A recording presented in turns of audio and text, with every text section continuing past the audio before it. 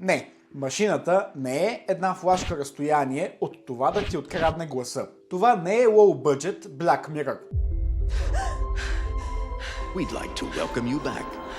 Много хора говорят за машинното гласуване, така сякаш това е някакъв стар компютър в читалище, на който всеки може да качи каквото си иска. Не е това.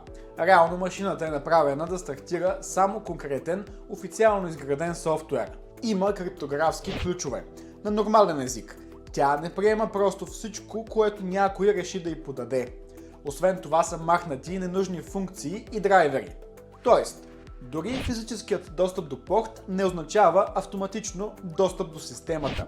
И да, има и двуфакторно удостоверяване за стартиране, смарт карта и пин-код.